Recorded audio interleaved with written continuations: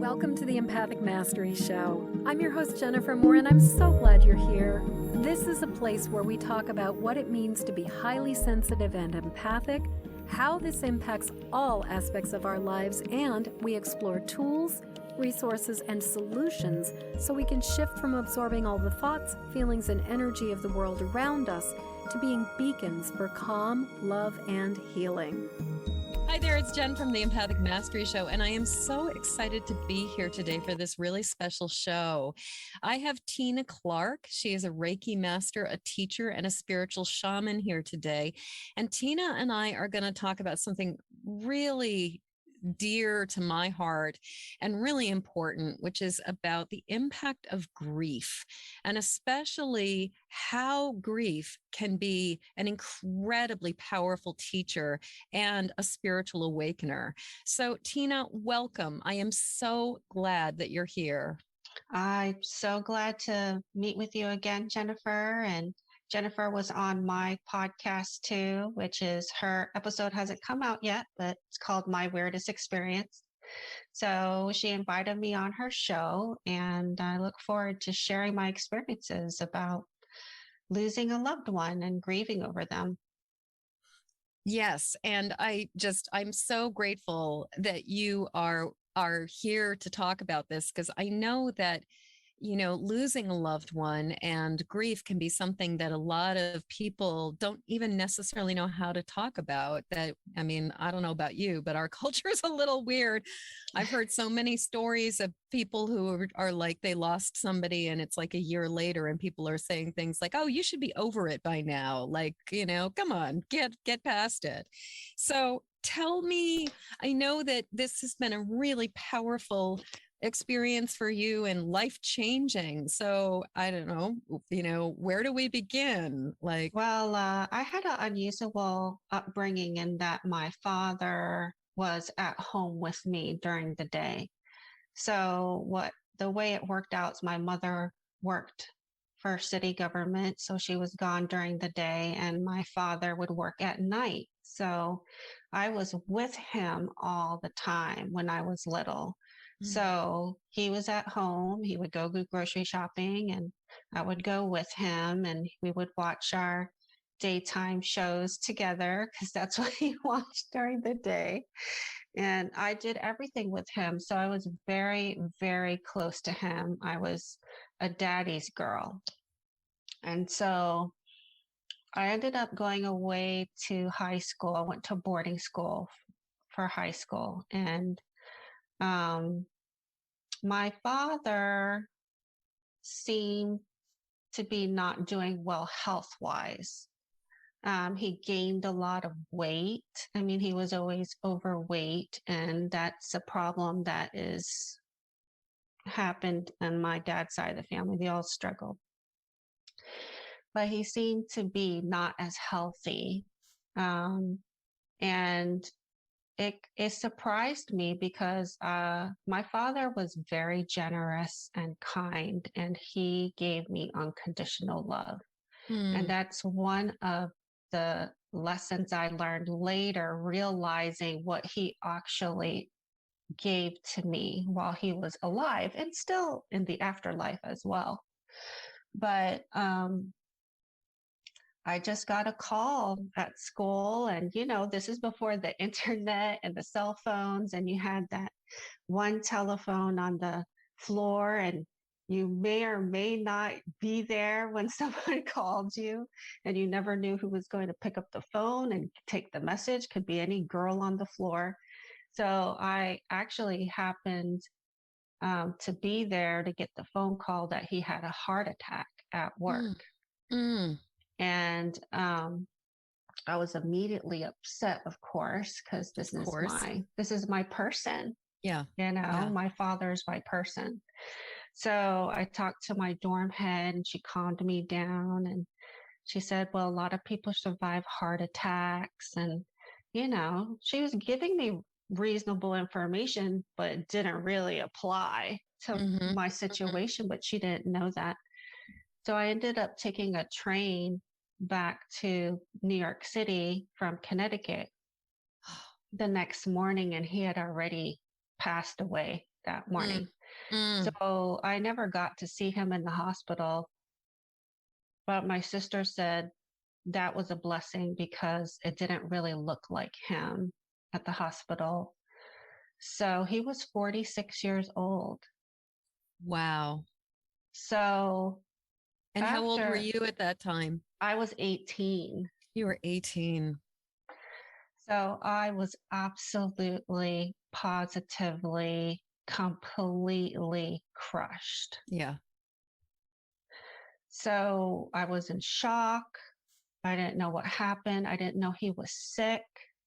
My mother said that he had some symptoms. No one told me anything, that he had black and white bruises all over his legs and he had not been feeling well. And she told him, go see a doctor. And of course, being the typical male, he did not go to the doctor. Right. Or maybe he didn't really want to go to the doctor. Okay. Because there is a history of giving up on my dad's side of the family, especially health wise. And I've seen that pattern again, another lesson from him passing.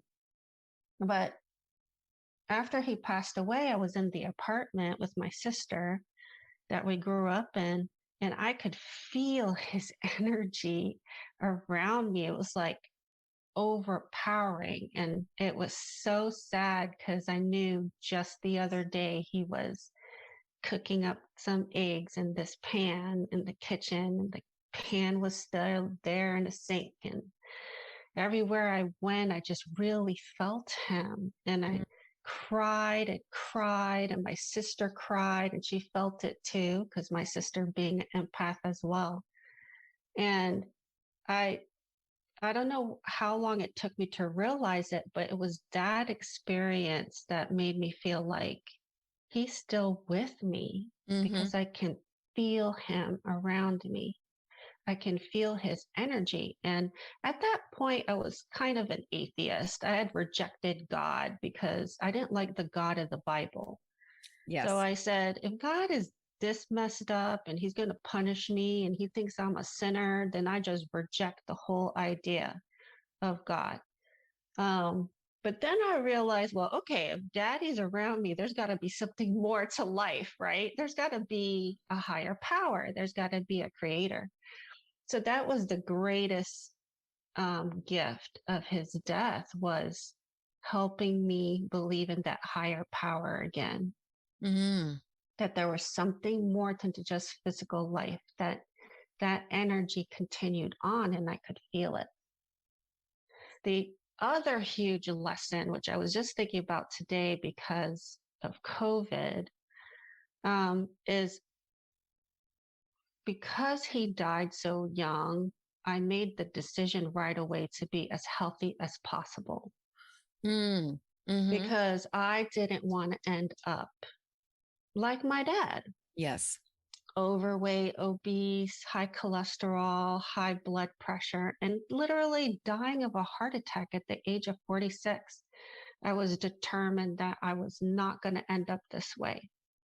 Well, and you had said a little bit earlier that one of the things you realized about your family on your dad's side is also this sort of, well, you said two things. One, that struggle with weight, which sometimes I think is not just behavioral, but is actually physiological issues around gut health and all kinds of stuff, that was something that a lot of family members struggled with. And then you also talked about how in your family there's this pattern of giving up.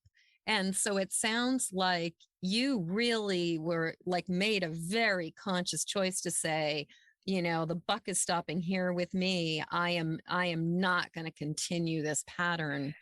Exactly. And I've had these conversations because, we're connected to our loved ones, even when they pass. And I've told them, look, I know you gave up. I know you smoked. I know you drank. I know, but I said, I'm not going to do that. I'm never going to give up. So, because they've come to me with some remorse in the afterlife about some of the decisions they made. And I said, well, It's kind of too late now. Yeah. Yeah. But maybe next time, don't give up and don't trash your health. Like if you don't have your health, you don't have anything.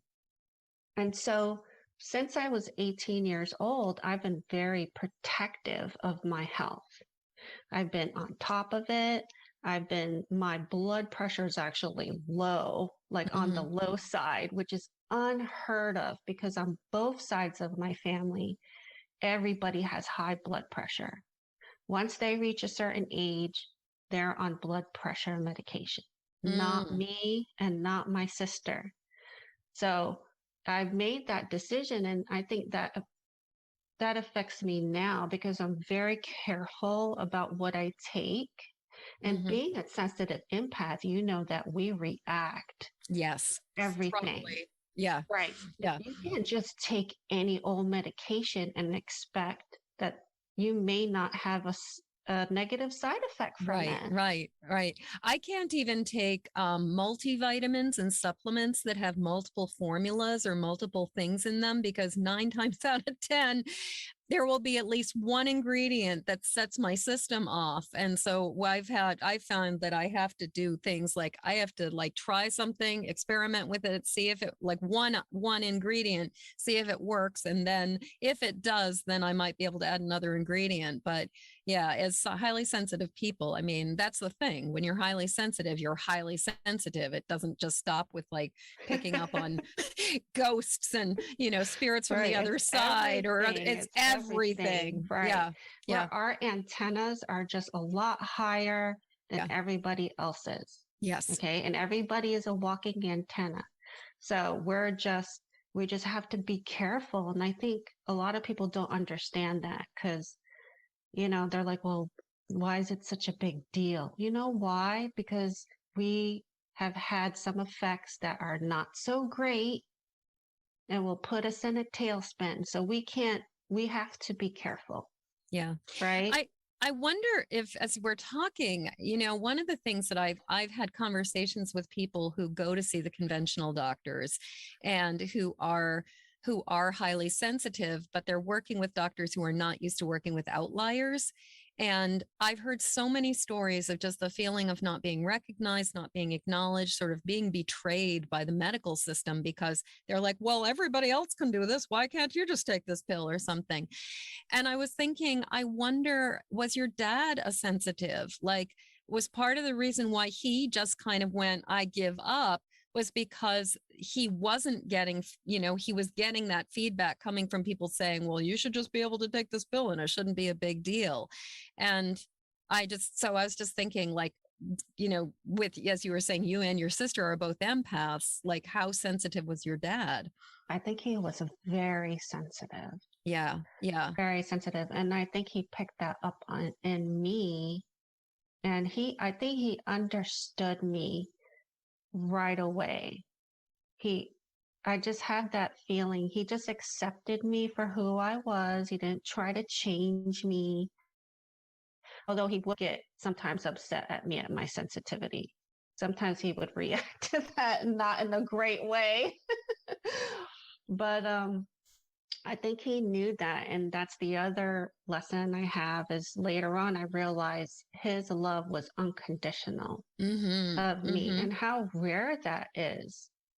There's so much love out there that's conditional, but he never, I was always a straight A student, but I remember him saying, I don't care what grade you get, Tina, as long as you do your best. And I was like, what? Like Miss Perfectionist, Virgo rising. I'm like, what do you mean not getting straight A's, Daddy?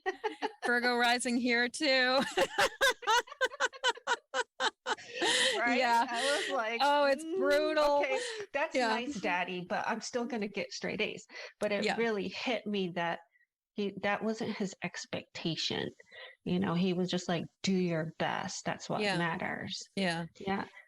Yeah. And you said this, that this was something, the revelation that what he gave you was unconditional love came later. So part of me is like, the interviewer in me is like, Mom, what was it that happened that suddenly the contrast for you that made you realize like that it wasn't something you necessarily realized in the relationship, but it was more that you realized it after it had transitioned into this new form with him being on the other side. Like how did you come to realize that his unconditional love was special and unique?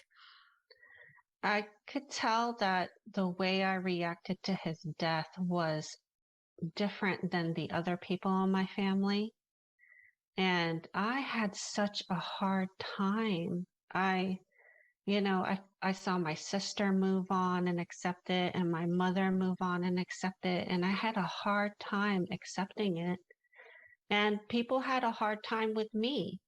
And, I did get a cousin that said, you need to get over it. What's wrong with you? And I remember attending a wedding of my uncle and aunt right after he died.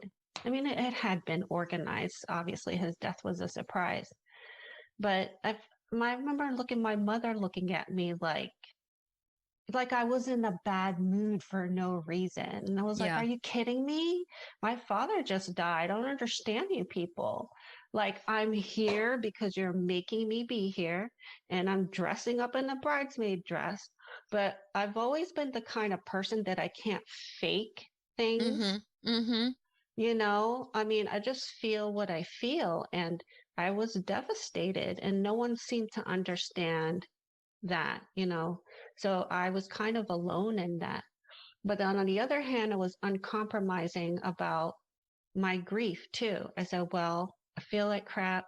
I feel like unhappy, and too bad if you're uncomfortable with it.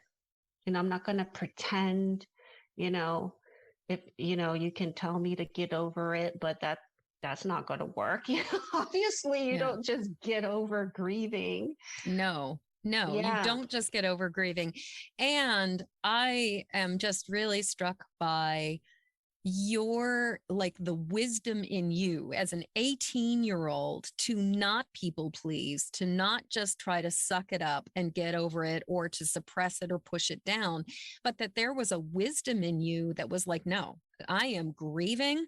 This is what my body and my soul is going through right now. And I'm going to grieve until I'm going to grieve. Like, and so I just go you. I mean, what a gift you gave yourself. And also, I just like for an 18-year-old to have that knowledge, that wisdom, and that wherewithal, especially with all the pressure you were experiencing, just what a miracle that was.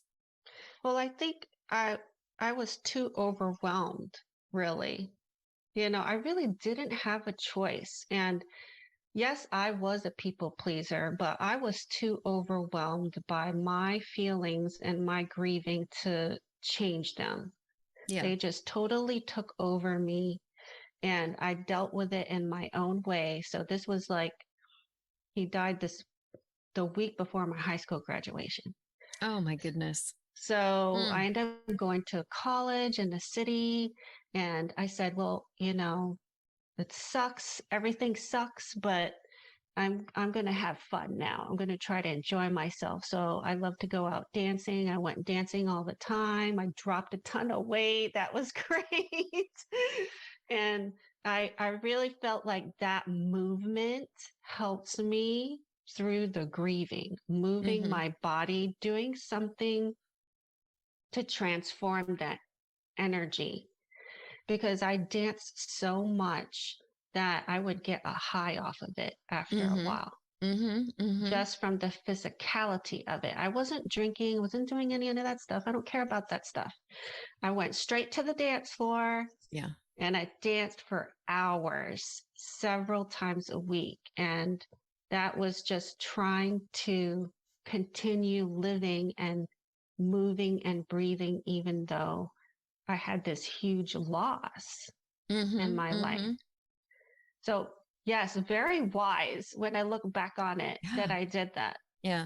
Well, and I was just thinking about, obviously you and I are both empaths, and I'm pretty sure most of the listeners are as well, that I just was thinking, like, how much of the grief, like, where was the line between, like, it sounds like you may have been the designated griever in your family system as Yes. well. And so I'm also wondering, like, what point, like, how much of all of the ways that you were just like gutted by this, like, where's the line between what you were feeling for your own experience of losing your person, and where was the line of all of the suppressed grief that everybody else was not feeling that you were taking on and feeling as well? So, like, how much of the struggle for you had to do even with the fact that you were dealing with all these other people who were grieving but not grieving? That's a very good point, because we know that the black sheep usually is picking up on all the unfaced and, the undercurrent of emotions in the family. Yeah. And that's probably what I was doing too. And wow, what a burden to carry. What a burden to carry, especially when you get them all pushing back against you, going, you're not supposed to be feeling this. And it's like, well, actually, you're supposed to be feeling this, and I'm showing what everybody else is not dealing with. It's just, the stress of that. Yeah. Yeah. And that's a really good, important point that I have learned. And after my father died, I fell in love for the first time. And that person invalidated my feelings. And after that experience, I own my feelings. You can't tell me how to feel, that I'm not supposed to feel it, that, I'm very hyper aware of anybody doing that. So, I've always been, I was unapologetic at 18. Well, I became super unapologetic about it later.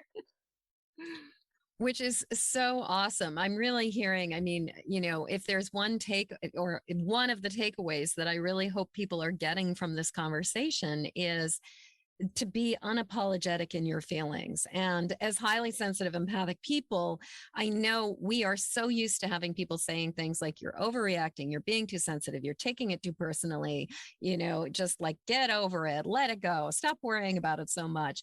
And I think that, something I was hearing recently is just like, somebody's discomfort with our emotions is about them, not us. And their attempt to police us, to control us, to manage us, to get us to tamp it down is all about them trying to feel more comfortable. It has nothing to do with who we are.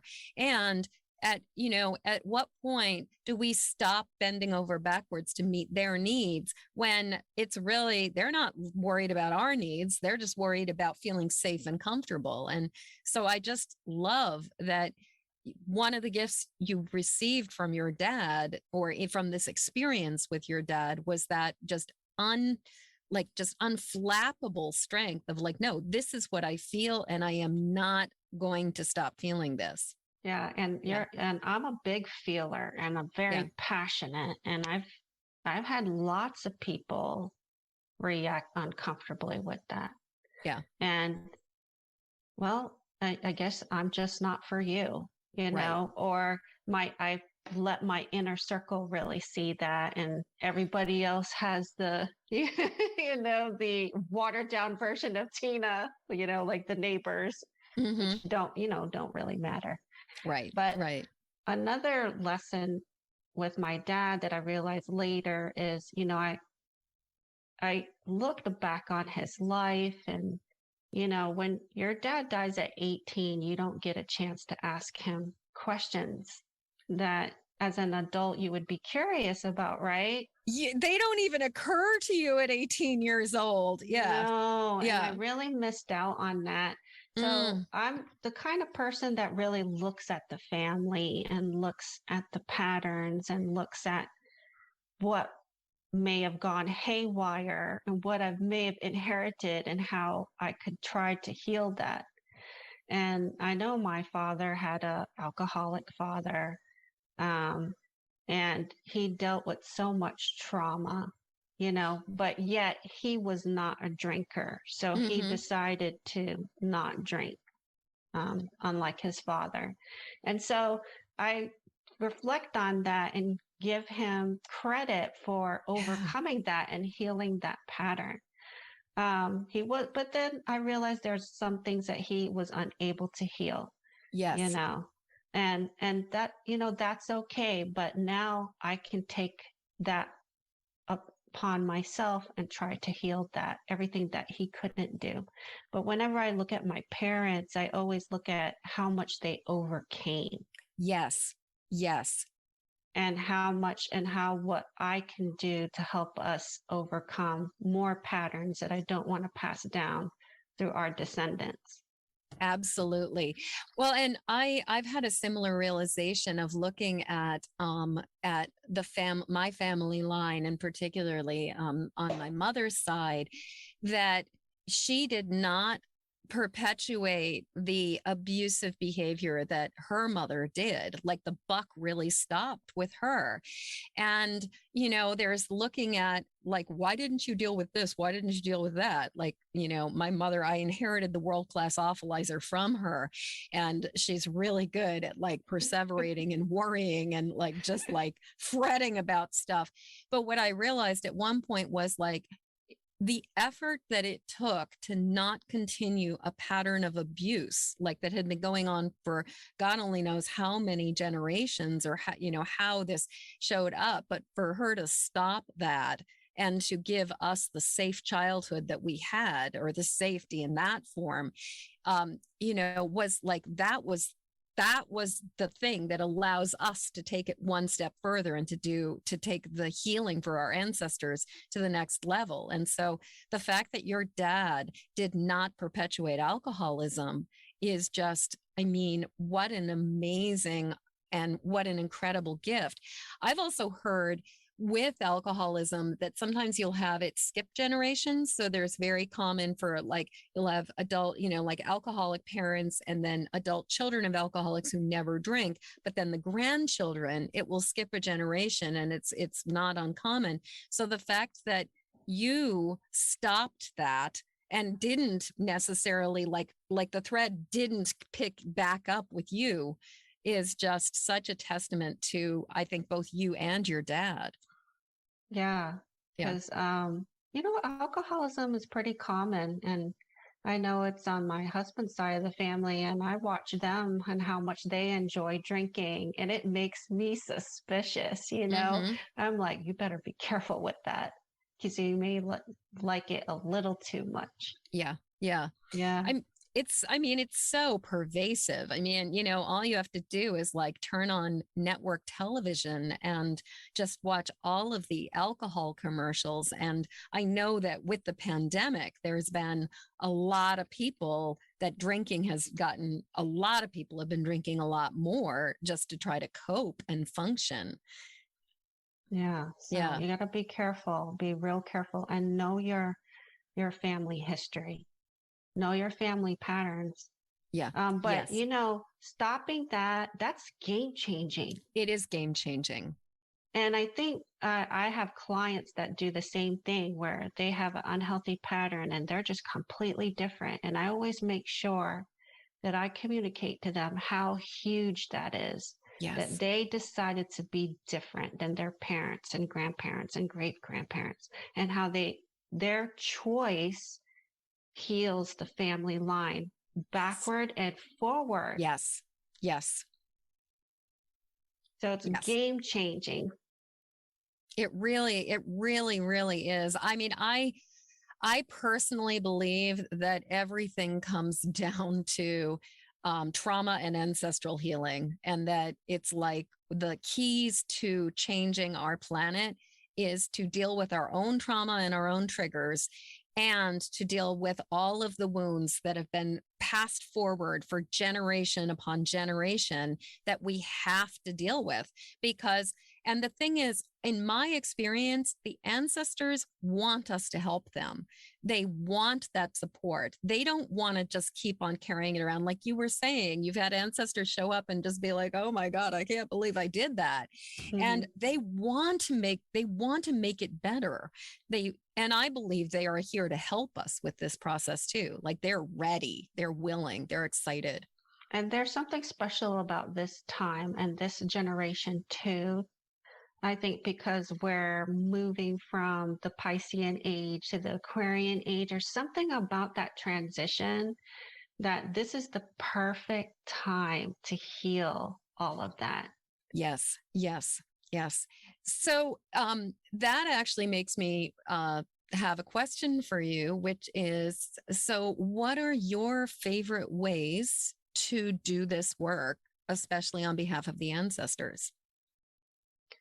In terms of healing unhealthy patterns? Yeah, healing unhealthy patterns. Like, what are some of the ways that you have worked on the ancestral legacies? Well, number one, you have to recognize that the pattern exists. Yes. And you have to examine your own fears and triggers. Every time a fear or a trigger comes up, you have to stop and reflect on that and ask yourself, where did this come from? Mm-hmm. And sometimes the answer is not just as simple as saying this lifetime, because we have many, many lifetimes, and that trigger and fear may have came from that. How do you figure that out? Well, you go to an experienced healer that can help you understand what that lifetime is. You could do a regression, hypnotherapy, or through Reiki, intuitive Reiki. I can do it with my clients. Mm-hmm. But other ways to heal it, because I'm a shaman, I can talk to spirit and talk to my ancestors. And for example, I once did a meditation on mental illness because that runs on my mother's side of the family. And I wanted to go to the root ancestor of where this started. Mm-hmm. You need to go back. Yes. So I found that root ancestor and I was able to talk to him, and he was so distraught still, and he had not gone into the light. And so what I did was I asked my grandfather, his descendant, to come and help him. Yes. And be with him and take him so he can transition. Yes. So that's huge, because if you have an ancestor that hasn't moved on into the light, well, we all feel that, whether we know it or not. Yes, yes, yes. And thinking about it, it's like if you have, and trauma, I think, is one of the things that gets us stuck between the worlds and stuck, from and not transitioning or crossing over.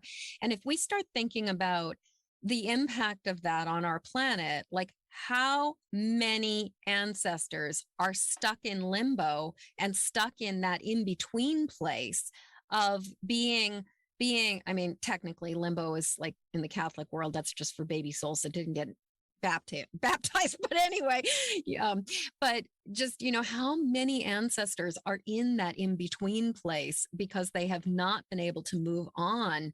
And what impact does that have on our entire planet? Like it's kind of like, all those shipping containers that are waiting in the harbors right now. Yeah. And I'm going to get real woo here, but, bring it. I'm pretty sure that people can handle woo here. Yeah. Yeah. But I had a crystal healing session with a local healer, and she's like, there is a big attachment in your sacrum. And she said her guides or her intuition was saying not to remove it. But once you tell me that, of course, I'm going to remove it. So I contacted my Reiki mentor and worked with her on it. And I went back to, again, the female alpha. So we have a long line of alpha females on my mom's side. So I went back about 12 generations back to her, and I realized she had a negative attachment. And every alpha female after that had an attachment to this one Wow. being. Wow. So For this 12 generations. So this one being was sucking our energy. So I removed the being, I removed it all. And I was in this big group hug with all my alpha female ancestors. And I made sure all those pieces, if there were pieces left behind, were all brought into the light. That's amazing. And, you know, as you were talking about just sort of that working with the ancestral lines, I was thinking about my, you know, my experience with looking at it. And I will sort of see, I can see the lines of the ancestral lines look almost like golden, like cords that run back to this point of origin at the front. And it's like what I'll look for when I'm looking down the ancestral lines are those places where there's like the congestion or sort of the, like it looks like ulcers or wounds or, you know, dark spots in the line where the trauma happens. And it's just amazing what happens when we are able to release that, and how our ancestors are so grateful, but then everything else just flows in a whole new way. And if listeners are asking, like, how do I start? Like, how do I even begin? One of the ways is to look at your greatest fear. Look at your greatest fear and then look for it in your parents, in your grandparents, and in your great grandparents. You don't even have to go farther than that. Yeah. And realize that that greatest fear probably is not coming from you. Yes. It's passed down to you. Yes. Yes. Would you be comfortable giving an example of that in your own experience? Yeah. So my greatest fear is losing my children or harm coming to my children. And so when I really looked at my family line, both my grandmothers were orphans. Oh, wow. So my Filipino grandmother, she lost her entire family to the Spanish flu. Oh, I just got chills. Yeah. And she had to marry early at 16 to my grandfather. And she had she birthed 14 children.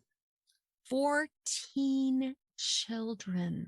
And 3 did not survive into adulthood. Oh.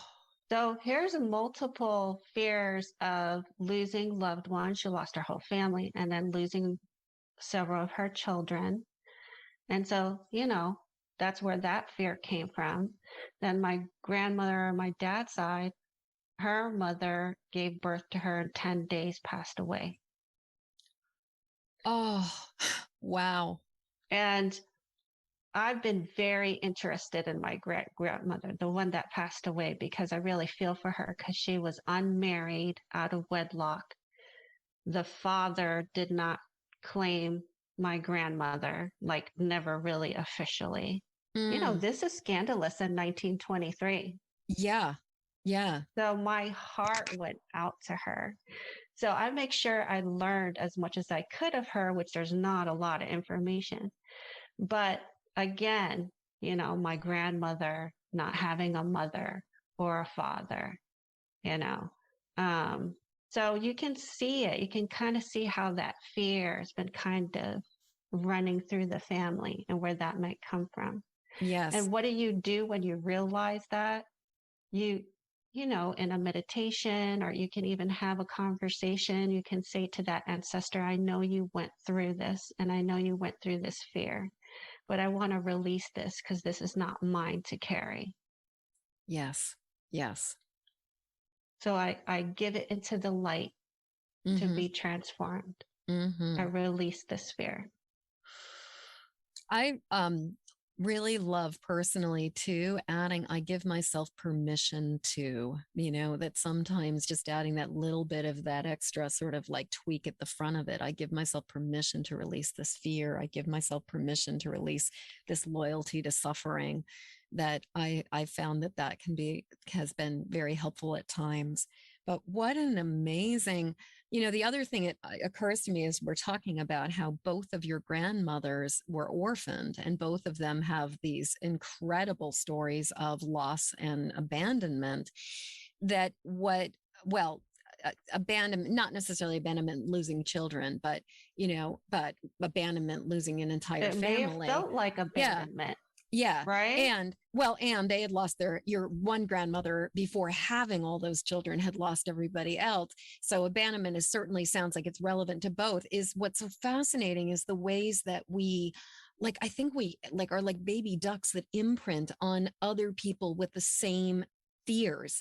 So it's like you get these family lines that are both bringing the same fear and perpetuating it forward and forward and forward, because it looks so familiar. Yeah, all went into you. Yeah. Yeah. Now, do you have kids, Tina? Do you have I have 2 daughters. Yeah. Mm-hmm. And have you seen a shift in terms of, as you've done this work, a change for them in terms of their, their expression of fear and how they function in the world? Yeah, I mean, I know my older daughter is more like my husband, so she's more introverted and has this more anxiety. But my younger one is totally the next alpha female. I could tell when she was a toddler. I was like, yep, she is going to be the next one. And she's very empowered. I try to make sure my girls are empowered, and in their power and feeling their power. And there was this survey that came out with the school for the parents that had a question, has your children ever experienced bullying? And I was like, well, I'm not sure. I don't think so. But I asked my youngest daughter, said, have you ever been bullied? And she said, no one bothers me.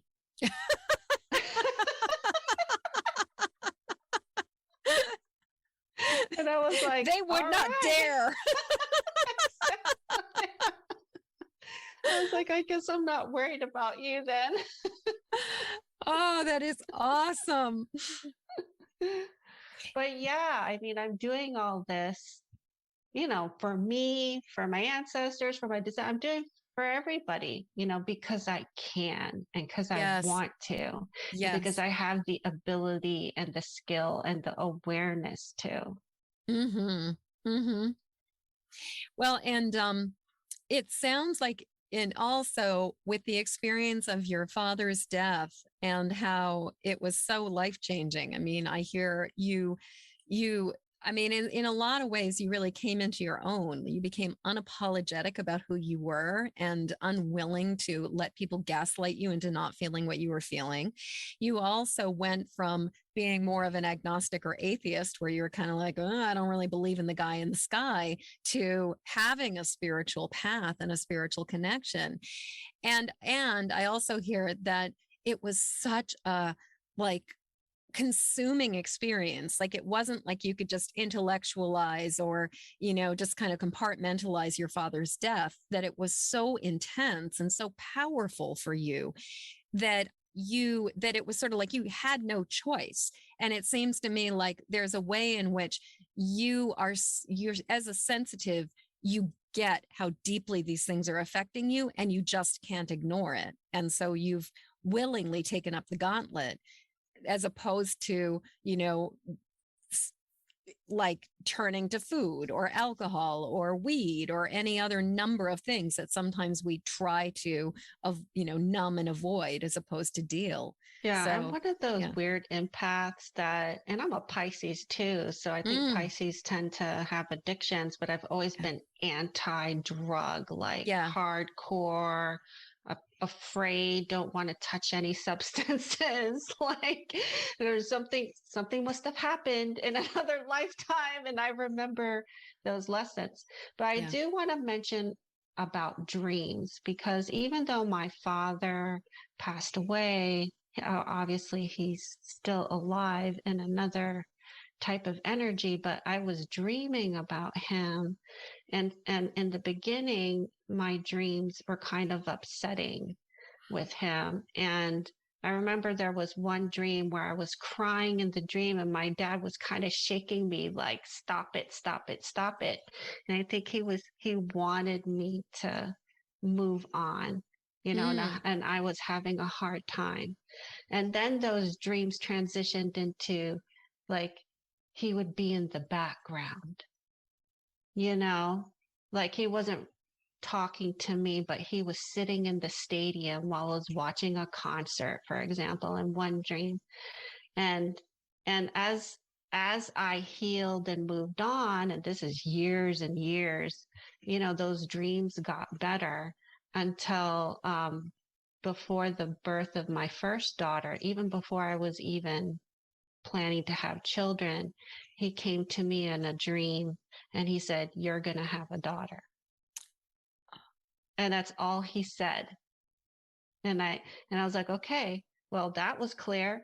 And when I decided to get pregnant, I said, I knew it was going to be a girl because he told me it was going to be. Yeah. Yeah. So it's evolved. I still don't dream about him a lot. Like I said, before we pressed record, he's not really caring about the earthly life. He was done. Oh my God. He didn't want to have anything to do with Earth anymore. But occasionally he'll send me some reminders, like usually music, because he loved music. And there's certain songs I'll hear and I'll think, oh, I bet, Daddy's telling me he's thinking of me. He's sending me this song. The one year I had a birthday and I was listening to the radio and the DJ is like, "Oh, Gerald so-and-so is calling in." And I was like, "Gerald? That's my father's name. And that is not a common name anymore." No, And I was not a like, common name. I was like, is this his hint that he knows it's my birthday? So it's little things like that he'll do. But he pretty much stays out of it. Yeah. Yeah. It's so, I mean, it's so interesting. That's for me, that's one of the things about, working with communicating with the other side is like, some people will pick up the phone, some people won't. And it's always like, which is like, I've always sort of thought it's interesting with people who are kind of like, anybody who guarantees that they can talk to anybody. I'm like, really? They may not answer the phone. So I love that your dad was like, you know what? I'm done with this. I'm over it. I'm out of here for now. Or maybe he's just out of here and, on to new things and everything. Yeah. And so then it's, yeah. in 2011, I had my first psychic reading, and that opened me up into the esoteric world. And a big part of that reading was him coming through, and I was finally able to talk to him because at the time I didn't know I could communicate, but now I can. But at the time, and that was huge for me. Yeah. Yeah. So he's still giving me gifts from the other side. Yes. Well, and I've noticed that one of the things that I've seen happen for certain people is that even as sensitive people, sometimes it seems like unflowing grief will make it very hard to be in communication.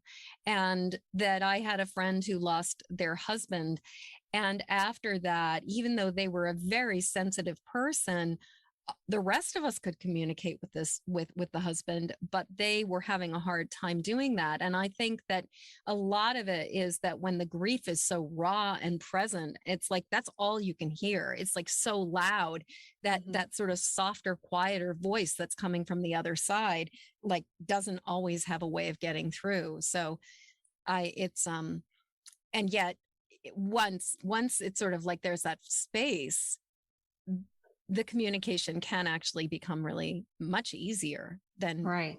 Yeah. The communication is in the quiet time. It's in between the sentences, in between the questions. It's when you get the information. Yes. Yeah. This has been it has been and is such a rich conversation. And I'm wondering, like, so if in terms of, I guess one question I've got for you is, what do you think or see as being like how being highly sensitive and empathic has affected this story for you?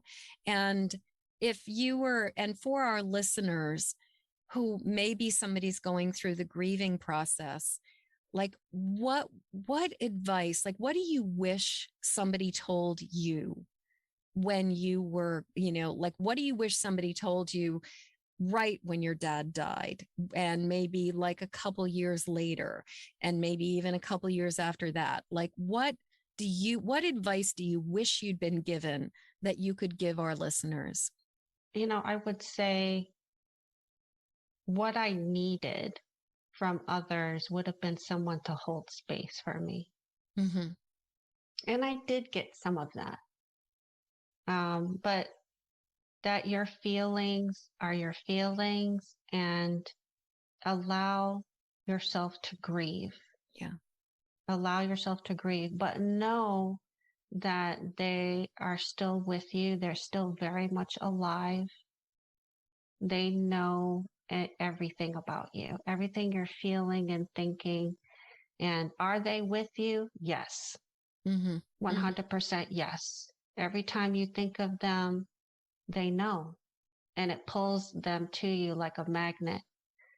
So I wish I knew that more, because I didn't always feel my father around me. I felt it like right after he died, obviously. But, it was hard to physically not have him around.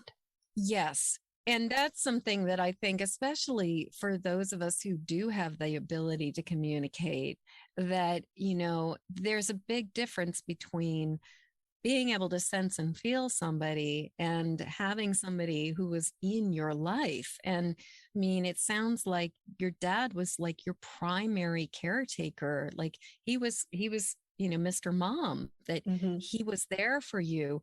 And so I think that that's the thing that sometimes we can sort of forget, is just that even if we know there's something on the other side, even if we are able to communicate, there is still that visceral physical loss of our loved one. We don't get to hug them. We don't get to hear their voice, not just in our head. And that is really hard. Yeah, I had this strange moment years later. We used to make a lot of cassette tapes. I don't know, sometimes we'd sing songs and say we're going to send it to the Philippines, and we never did. And there was a cassette tape of my father's voice, but I didn't recognize his voice. Huh. And I said, Mom, who's that? And she said, that's your father. Mm. So I had forgotten what his voice sounded like. But I will tell you, to this day, I still know what it feels like to hold his hand. Yes. Yes. That I haven't lost. Mm. Well, and sometimes I think with those old, like janky tape recorders, like from like 35, 40 or so years ago, that those tape recorders also, like, I think sometimes they can create enough distortion in the voice that it doesn't really sound like the person that you're listening to. So like, I think about what my voice sounds like on here as I'm listening through the headphones, and I sound like me. But I think back to when I was a kid and we would record things and then listen to like the tape recording, and I'd be like, that doesn't sound like what I sound like. And it was not just the experience of like the difference between what I sound like in my own head and what I sound like, on a recording, because now I can really hear like there was a difference back then. So maybe it was actually the audio quality and not you. But he had this really deep voice with the New England accent, the New Hampshire accent. I was like, oh my gosh, that's Dad. Wow. Yeah. So I had forgotten that. Yeah. Yeah. And but New England. As for advice, I thought I handled it pretty well. I just wish I had more support. Yeah. And during that time, whenever you're going through a big life change like that, it could be death or divorce or marriage or moving or something, I find that my sensitivities really heighten. And I may take things the wrong way more than usable. So just try to be really compassionate with someone who's grieving and just be there for them. Like, just let them be with their feelings. Let them be safe in their feelings with them. That's the best gift that you could give them. Yes, absolutely. Well, and I think one of the things I've noticed too is that grief is really unpredictable. And, you can be coasting along and doing just fine. And then, you wake up and you're just kind of off on, sort of, you wake up sideways. And it's not necessarily even like you can put your finger on it and go, oh, I am grieving today. And I think that's the thing, is like, it's a lot more subtle than I think people realize. Like, it's not like you just wake up with and you got hit with the sadness stick and you're just thinking like, oh, I'm sad about my dad. It can be that you just wake up and you feel sort of like out of sorts and don't even realize, maybe for hours, if you even realize, that it's actually about grief. And that's one thing I've actually noticed, that the thing I've noticed with grief that a lot of people never talk about is the exhaustion, like the literal physical exhaustion that so many people seem to experience when you lose somebody really dear to you. And that it's like just the bone crushing fatigue and just how hard it can be to just keep going forward when you are feeling so devastated. And I just think grief shows up in so many weird and unusual and different ways. And then when you've got somebody basically saying to you, get over it, suck it up, you should you should be over this by now. That makes it so hard. So Tina, as we've had this conversation, I just really want to hold up the triumph of, these places where you had the choices to go in one direction or in another, and you chose you, and you chose the good, you chose like the best possible way of doing it. You gave yourself permission to feel the feelings. You recognized what unconditional love is. You also, when you had the first, you could have easily have gone in a very different direction with that first love, like, where you were like, I fell in love, but he was really invalidating. I mean, how many women throw themselves under the bus for that one and completely try to bend over backwards and pretzel themselves to be something different? You took that experience and went, never again. Like, wow. And I fought him the whole way. Yeah. Even though I didn't know exactly what he was doing, which now he totally gaslit me for 4 years. I don't think that was even a term back then, in the mid 90s. But I fought with him the whole time because I knew that something was wrong. So I've always kind of had a healthy self-esteem, and I've always been feisty. So there was a lot of fighting. Yeah, being the alpha female, and you're being one in a long line of alpha females.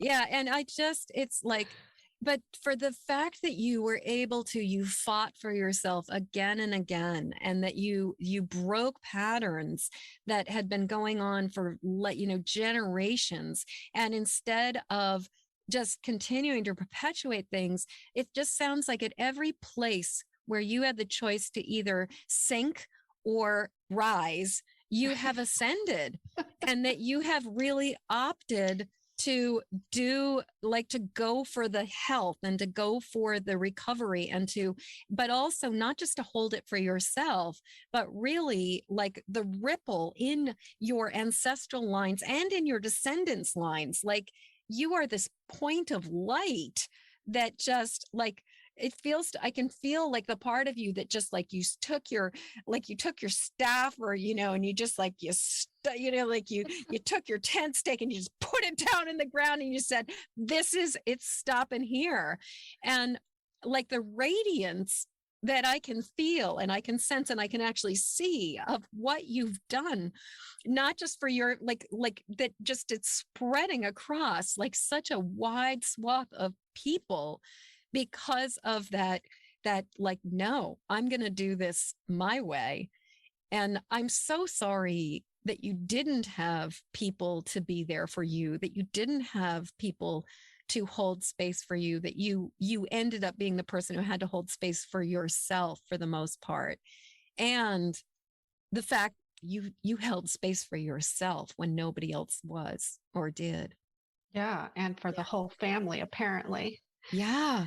Yeah. Yeah. But, this is not a mundane life for me. I'm getting stuff done and Yeah. I feel it. I feel the difference and I know the difference and I see the difference. And so that motivates me to keep going and doing more and more as much as I can while I'm in this incarnation. And I get accolades for it. I get gifts for it. Universe responds to me when I want something. So, it's all good. It's so worth it. It is so worth it. It is so worth it. Well, and I know that anytime I'm willing to do the work and clear the wounds and address the places where the fears have got us bunched up, where we're stuck, that when I am willing, especially to face the stuff that's gnarly and just hard, that every time I do that, I am rewarded with it's like the river starts to flow again. And it's just, I hope that in this conversation that we are inspiring other people to do this work. Like, I hope that people are getting there are so many rewards that come from the willingness to do the work. And if you can't you don't do it yourself either. I mean, the way the universe is set up is we have to go to others for help. Yes. And so find that Reiki healer, find that empathic healer, someone to help you through it so you can figure out and pinpoint exactly what the root is, what happened, and then that awareness itself is going to heal it.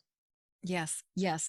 And I am such a big fan of one of my favorite lines is you can't read the label from the inside of the jar. And I just really think, we didn't create these problems on our own. We're not going to fix the problems on our own. And we need, part of, this whole culture of rugged individualism and suck it up, buttercup, and get over it. I think it's just such an incredible disservice because we heal in community and we heal with support. And one of the greatest gifts we can give ourselves is to ask for support and receive support. So, and I keep on thinking about another example of like just the rewards of this is when you were describing your younger daughter and just how feisty she is and just kind of like unflappable. She's just like bullying me. Nobody would have the guts to do that. Like, yeah, not happening. And but it's like, that is a sign, that is health. And that is, to me, is just such an example of you did something right. And here your daughter is showing the reward of what you've done. Exactly. Yeah. Exactly. So it was validation. Yes, she is good. She's taken care of. She can take care of herself. Awesome. Awesome. So one thing I wanted to mention is right now we have COVID. There's a lot of people getting sick, maybe losing loved ones. So I'm hoping that this episode is going to give you some peace of mind. Yes. That know that your loved ones have not left you. They have just simply changed energy and they are very much alive. I know this because I could feel it. I've felt the aliveness. So, you may not be able to hug them physically, but you can still communicate, even if it's one way, or you can help someone find someone to help you do two-way communication. The two-way communication, absolutely. But they are still very much alive. Yes. And they always, always will love you. They will never stop loving you and looking after you. Absolutely. Well, and I think that they will also send signs. And my experience is that they don't always have the wherewithal to send signs, but every so often, like at those crucial moments, like, and sometimes I know people who experience like their loved ones coming through, as you were describing, the experience of like a song coming on the radio where you just know that this is a message for you. Or I've known people where it's like certain birds or butterflies or other Right. things that just Mm-hmm. show up. My dad communicates with us through the sky. And on the night that he died, there was he was a sailor. And so there's that old saying, red skies at night, sailors delight, red skies in the morning, sailors take warning. So the night that he died, we went outside, and both in Massachusetts and in Maine, the sky was one of the most spectacular red sky, pink sky. It was so beautiful. It was like it was just breathtaking. And then we scattered his ashes the other day, and the sky was this spectacular golden sky with like light everywhere. And then right after we scattered his ashes, suddenly like there was just this blush of pink all over the clouds that came through. He wasn't able to give us a pink sky for the whole time, but there was that quality. And I think that's the other thing is like, look for the signs. They do send them. There is that those do exist. And the sign will be specific to you. It'll be something important to you. And if you're not getting the sign, ask to send me a sign that you're really with me.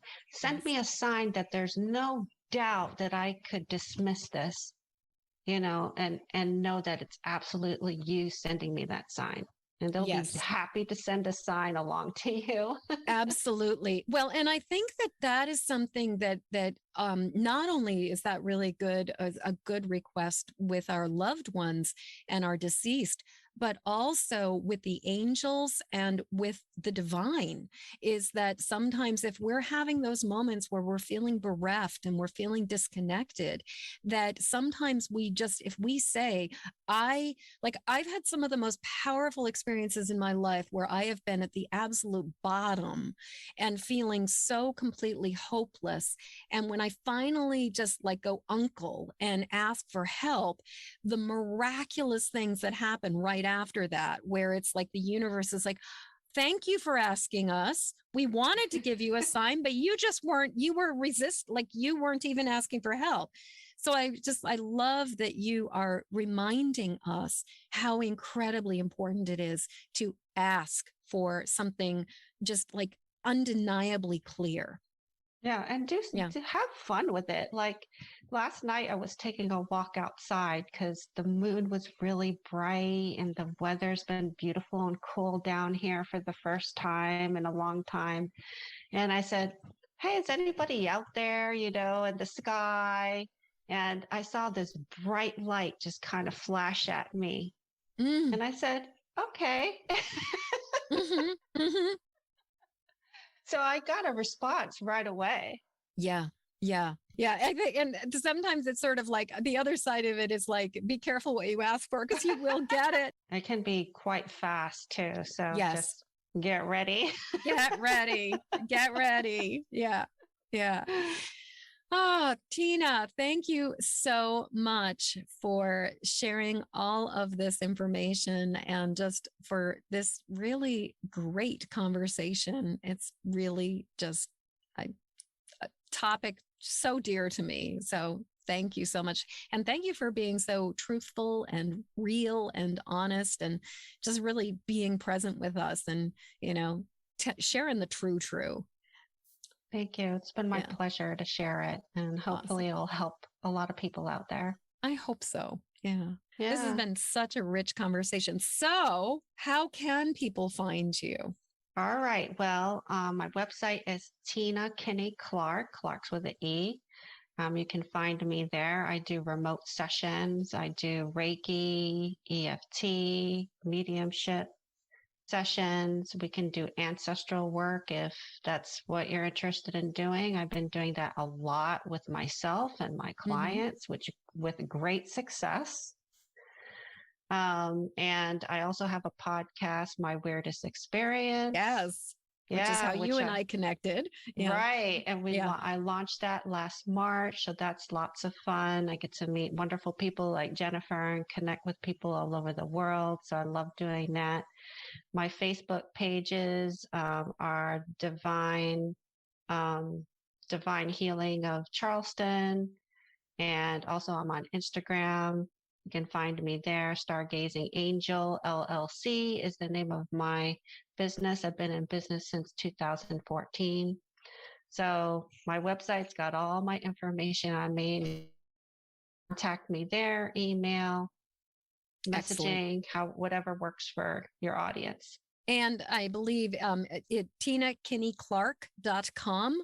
Yes. Mm-hmm. And for anybody who's listening and they're just like, you're driving or something like that, and you can't just write down a URL, if you come on over to empathicmasteryshow.com, you will find in the show notes directions or information on how to reach out to Tina, how to go to her website and to get learn about all the things, and absolutely check out her awesome podcast, because if you like this show, I can pretty much assure you you're going to like Tina's show as well. Tina, thank you so much for being here. And I just, as we're recording this, we are in the Samhain season where the veil between the worlds is thinnest and where it's easiest to communicate with our beloved dead. And so I just love that we have had an opportunity to talk about not just grief, but a little bit, we've touched on a little bit about mediumship, but also, something that is really near and dear to both of our hearts, which is ancestral healing. So thank you so much for joining me today. This was absolutely awesome. Yeah, thank you, Jennifer. Yeah. As we come to the end of this episode, I'd love to hear what you're taking from this show. Please jump over to empathicmasteryshow.com to leave your comments. In the show notes, you'll find a link to grab your copy of my Empathic Safety Guide, 3 Basics for Finding Calm in the Eye of the Storm. And while you're there, please subscribe and follow this show. And thank you for your help sharing this show with the people who need it. Please help me to spread the word and send this podcast to friends or family members who need support living as highly sensitive empathic people. Then join me again when the next Empathic Mastery Show airs. Okay, one last time. Hop over to empathicmasteryshow.com for your Empathic Safety Guide. And until next show, shine on. We need you and your gifts here on this planet. So please don't judge your empathic rainbow by colorblind standards.